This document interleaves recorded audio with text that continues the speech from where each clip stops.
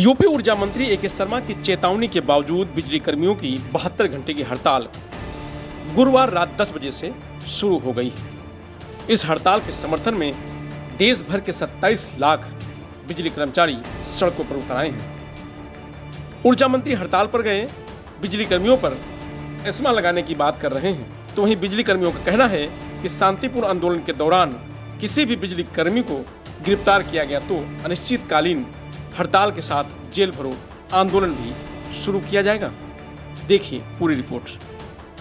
दिया जाएगा। गांव के लोग समझे कि ये कनेक्शन मुफ्त में है, तो बाप के नाम कनेक्शन है और उसी घर में बेटा के नाम कनेक्शन हो गया। आपने निजी क्षेत्र की कंपनी को मीटर लगाने का ठेका दे दिया। कंपनी ने कहा 100 मीटर लगाएंगे, उसका हमको पैसा मिलेगा। वो गांव में गई, कहीं आपको बिजली का कनेक्शन चाहिए, आप हमको अपना आधार कार्ड दे दीजिए, फोटो दे दीजिए।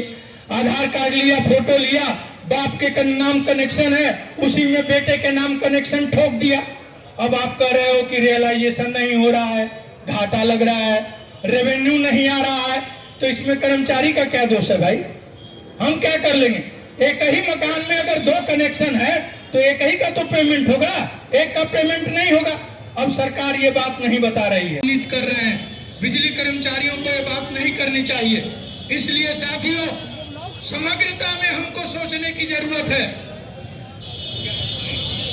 कोशिश करिए। और ये राजनीति कैसे आती है? आप जैसे कल मंत्री जी ने कहा कि भाई दुबे जी, आपकी मांग में ये 800 की मांग तो नहीं थी, आपने 800 की मांग क्यों शामिल कर दी समझौते के बाद? हम लोगों ने कहा 6 अक्टूबर 2020 को कैबिनेट उप समिति के साथ समझौता है, जिसमें हमारे तत्कालीन ऊर्जा मंत्री श्रीकांत शर्मा और वित्त मंत्री सुरेश खन्ना जी थे। उस समझौते में लिखा हुआ है कि उत्तर प्रदेश के वर्तमान बिजली व्यवस्था में कोई जो भी सुधार होगा वो इसके अंदर होगा। आपने एनटीपीसी को कारखाना लगाने के क्यों साइन कर दिया? क्यों आप एनटीपीसी को कारखाना लगाने की बात कर रहे हैं? अरे आप उस समझौते को तोड़ रहे हैं जो 2020 में हमारे साथ किए हैं। हम तो अगर मांग करते हैं कि आप हमको सुधार करना चाहते हैं, आप दे दीजिए भाई उत्पादन निगम को। जो उत्पादन निगम है, ओबरा में कारखाना लगाए, अनपरा में कारखाना लगाए, और कारखाने के लिए जो चाहिए वहां हमारे पास जमीन है, कोयला है, पानी है, और एनओसी भी सरकार ने उस इलाके में पहले से दे रखा है। तो उत्पादन निगम को आप क्यों नहीं दे रहे हैं? कह रहे हैं उत्पादन निगम घाटे में है। उत्पादन निगम तो घाटे में नहीं है, पावर कारपोरेशन घाटे में है, और सबको मिला करके घाटे में है। लेकिन उत्पादन निगम तो मुनाफे में है, वो तो सरकार को टैक्स देता है। अगर हमारी मांग है कि ये जितनी कंपनियां हैं, चाहे डिस्ट्रीब्यूशन में, चाहे उत्पादन में, चाहे पारेषण में, इन सबको मिला करके एक कंपनी बना दिया जाए, तो जो हम सरकार को टैक्स दे रहे हैं उत्पादन निगम से मुनाफे के नाम पर, वो टैक्स तो कम से कम हमारे पास बचेगा। उसको हम ऊर्जा क्षेत्र में लगाएंगे, उससे हम अपना उत्पादन बढ़ाएंगे। मित्रों, आप सबका एक बार फिर से शक्ति भवन में और इस प्रेस कॉन्फ्रेंस में स्वागत है। जैसा कि आप जानते हैं, वर्तमान में हमारे विद्युत कर्मचारियों के कुछ संगठन हड़ताल पे चल रहे हैं, और आज एक तरह से तीसरा दिन उनका, अगर समग्र कार्यक्रम की दृष्टि से देखा जाए तो आज तीसरा दिन चल रहा है। मैं राज्य की जनता को, विद्युत उपभोक्ताओं को, अपने पूरे विभाग की ओर से, यूपीपीसीएल और उसके सभी घटक जो ऑर्गेनाइजेशंस हैं, उनकी ओर से राज्य की जनता को आश्वस्त करना चाहता हूँ कि विद्युत की व्यवस्था बिल्कुल नियंत्रण में है, बिल्कुल ठीक है। कहीं कहीं स्थानीय समस्याएं आ रही हैं, उनका निराकरण जैसे ही ध्यान में आता है वैसे ही किया जा रहा है, लेकिन सप्लाई और डिमांड और स्थानीय आपूर्ति, सारी बातें हमारे संपूर्ण नियंत्रण में है, कहीं कोई चिंता की बात नहीं है। जनता से मैं ये भी निवेदन करूँगा कि ये थोड़ी समस्या की घड़ी अवश्य है, चुनौती की घड़ी अवश्य है। ऐसे समय में धीरज और संयम बनाए रखें। हम जल्दी ही इस परिस्थिति से निकल करके और बहुत अच्छे ढंग से निकल करके आएंगे। जनता से एक और निवेदन करना है, जनता से और जनप्रतिनिधियों से विशेष रूप से, कि जो कर्मचारी इस परिस्थिति में सरकार के साथ हैं, जनता की सेवा करना चाहते हैं, अपनी जो जिम्मेदारियां हैं, अपने कर्तव्य को, अपनी ड्यूटी को निभाना चाहते हैं, उनको कोई रोके नहीं, उनको कोई परेशान न करे, इसका ध्यान स्थानीय लोग, स्थानीय जनता और स्थानीय हमारे जनप्रतिनिधि भी, ऑनरेबल एमएलए हों या एमपी हों या मंत्रीगण हों, सभी हमारे जो स्थानीय पदाधिकारी होते हैं, पंचायतों के, नगर पालिकाओं के पूर्व जो पदाधिकारी हैं, उन सब से भी मेरा निवेदन है कि उनको सहयोग करें उनका काम करने में। और अंतिम जो बात मैं जनता से करना चाहूँगा वो ये है कि साथ ही हमारे काम में विघ्न डालने वाले लोगों को भी पहचानें, उनसे सतर्क रहें, उन्हें इस तरह के अवसर, इस तरह का काम न करने दें। भरसक कानून अपने हाथ में लेने की आवश्यकता नहीं है, लेकिन उन्हें जहाँ तक हो सके वहाँ ऐसा कोई कृत्य करने से रोकें जिससे विद्युत आपूर्ति में बाधा पहुँचती हो। कल रात में कुछ ऐसे हमारे ध्यान में ऐसी वारदातें, ऐसी घटनाएं आई हैं कई ज़िलों में कि जहां कुछ विद्युत कर्मियों ने ही जा करके तार और हमारे फीडर्स को नुकसान पहुंचाया है। गन्ने का डंठा फेंक करके और पूरी लाइन बर्स्ट करने की कोशिश की गई है। मैंने उस फोटो वीडियो को हमने ट्वीट भी किया है। ऐसी घटनाएं अगर होंगी तो कहीं वो व्यक्ति हो, चाहे वो जंगल में हो, देवरिया के किसी जंगल में से लाइन पास हो रही थी, वहाँ जा कर के लाइन को बर्स्ट करने का प्रयास किया गया। लेकिन मैं इतना ज़रूर कहूँगा, जंगल में हो, आसमान में हो, पाताल में हो, हम उनको ढूंढ निकालेंगे। जो भी ऐसा कृत्य कर रहा है उसके खिलाफ कार्रवाई अवश्य की जाएगी और जितनी कड़ी से कड़ी कार्रवाई संभव होगी वो की जाएगी।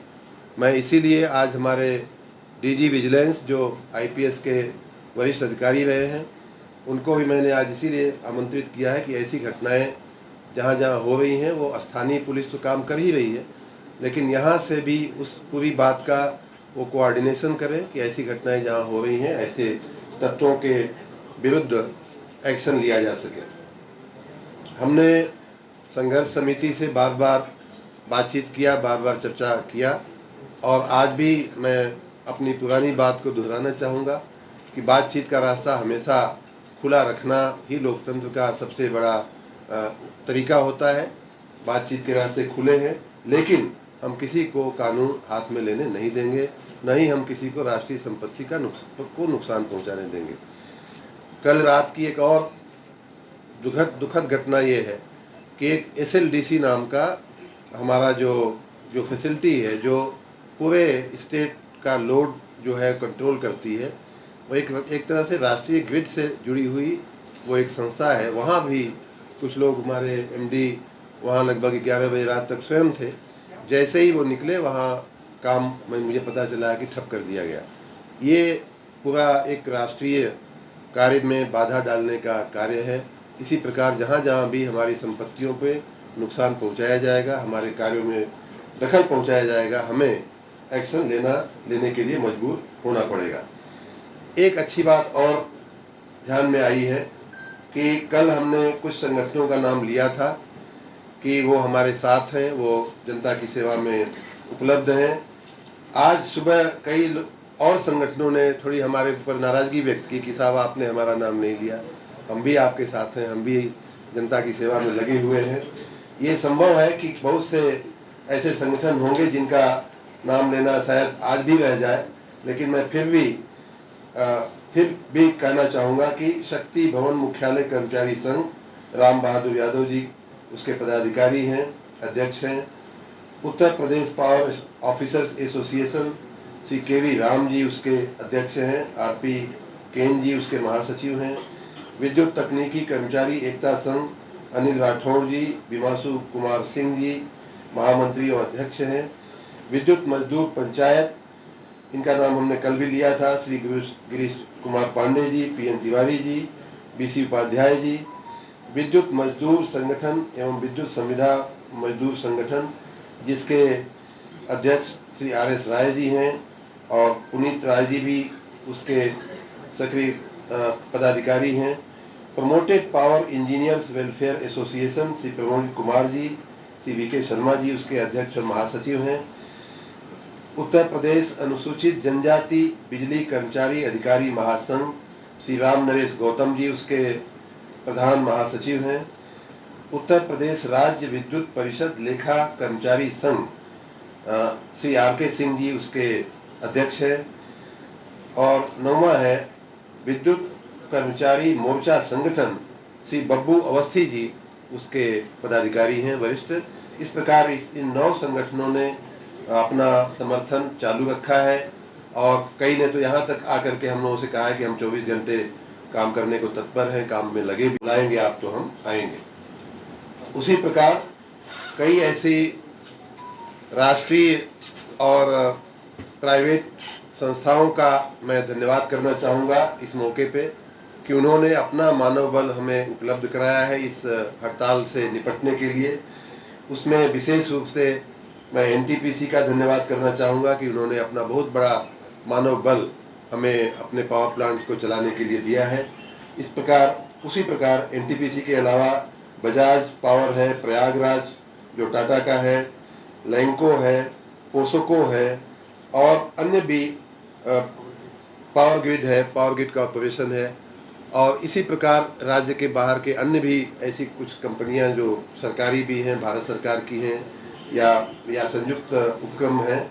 इस तरह के लोग हमारे साथ हैं और हमें सहयोग कर भी रहे हैं। आगे भी अगर आवश्यकता होगी तो और भी मैन पावर या सपोर्ट देकर के हमें सहयोग करने को तैयार है। जो बात जो मुझे विशेष रूप से अपने कर्मचारी मित्रों से कहना है वो ये कि अगर आप हड़ताल पे हैं तो हाजिरी लगा करके आप गायब मत होइए। मुझे पता चला है कि शक्ति भवन सहित कई कार्यालयों में लोग आ रहे हैं, अपनी हाजिरी रजिस्टर में या जहाँ भी लगती है वहाँ लगा रहे हैं और फिर गायब हो जा रहे हैं। ये कोई हड़ताल करने का तरीका नहीं होता है। आप या तो हड़ताल पे रहिए या काम पे रहिए। और मैं सभी अपने अधिकारी मित्रों से भी कहूँगा कि इस बात की वो सुनिश्चित करें इस बात को कि जो व्यक्ति आता है या तो हाजिर है या गैर हाजिर है, दो में से एक ही चीज़ होनी चाहिए। ऐसा ना हो कि वो आपको चकमा दे रहा हो। उसी प्रकार हमने ये भी स्पष्ट किया है कि कल भी मैंने ये बात कही थी कि जो आउटसोर्सिंग के जो कर्मचारी संविदा के हों या अन्य किसी प्रकार से आउटसोर्सिंग एजेंसी के मार्फत अगर लिए गए हैं तो उनकी जो नियुक्ति का एक ही कारण होता है कि हम आपातकालीन ये व्यवस्थाएं करते हैं, उनकी हाजिरी आवश्यक होती है, तभी हम उनको पगार देते हैं। ऐसे तमाम कर्मी जो इस समय सरकारी काम पे नहीं है, जो हमारे काम पे नहीं है, ड्यूटी पे नहीं है, उन्हें निकालने की प्रक्रिया तुरंत शुरू की जाए। उनकी हाजिरी अगर काम पे उनका अपने कार्यस्थल पे नहीं है तो उनकी हमें आवश्यकता नहीं है। हम अन्य लोगों से नौजवानों को नौकरी हम देंगे उनकी जगह पे और इस प्रकार हमारा एक और अच्छा काम भी होगा। हमने ये भी कहा है कि आउटसोर्सिंग के जो एजेंसीज हैं उनको जिला मुख्यालय पे जिलाधिकारी के नियंत्रण में उनको ले करके उनको वहीं बैठाया जाए। जैसे ही जितने लोगों की पगार खजाने में से जा रही है उतने लोग ड्यूटी पे सुनिश्चित होने चाहिए, नहीं तो उनको पहली बात तो पगार नहीं मिलेगी, दूसरी बात कि उन्हें नौकरी से निकालने की भी व्यवस्था होनी चाहिए। आप सबको मित्रों, मैंने कल भी कहा था कि हमने सभी प्रयास किए कि ये हड़ताल की परिस्थिति न आवे, लेकिन फिर भी आई है। मैंने जैसा कहा कि जो बोनस हमारा विद्युत निगम पिछले 2020 में जब से निगम बना है, 2000 से लगभग 23 साल हो गया इसमें इसका कॉर्पोरेटाइजेशन होने को, तब से लेके अब तक लगभग 93,000 करोड़ रुपए के घाटे में चल रहा है। एक्यूमुलेटेड लॉस, जो संचित हानि जिसको बोलते हैं, हमारे ऊपर तभी से लेकर अब तक 82,000 करोड़ रुपए का बैंक लोन है। 2018-19 से इन कर्मचारियों को बोनस नहीं दिया गया था। लगभग 5 साल से बोनस नहीं दिया गया था। उस बोनस को हमने इस साल दिया है और इस बात को पॉजिटिव ढंग से सोचे बिना, आर्थिक स्थिति अच्छी करने में सहयोग किए बिना अगर कोई चाहता है कि एक ही साथ 5 साल का पिछले 5 साल का बोनस हमको एक साथ दे दिया जाए, तो ये वित्तीय प्रबंधन के हिसाब से मुश्किल है, हो नहीं पा रहा है। हमने कहा कि थोड़ा समय दीजिए, इसमें जब आप पैसा जुटाने में मदद करिए, मार्च का महीना है, राजस्व जुटाने में मदद करिए, राजस्व आएगा, पैसा आएगा तो हम कर्मचारियों के हित के लिए कुछ भी करने को तैयार हैं। लेकिन फिर भी वो लोग इस बात को नहीं समझे। उसी प्रकार से मैंने कल भी कहा था कि 2020 के जो समझौते हुए हैं उनमें भी कई मुद्दों का अमल नहीं हुआ है। हमारे स्वयं के समझौते में भी ये बात लिखी हुई है। प्रभातखबर.com, विश्वास वही, रफ्तार नहीं।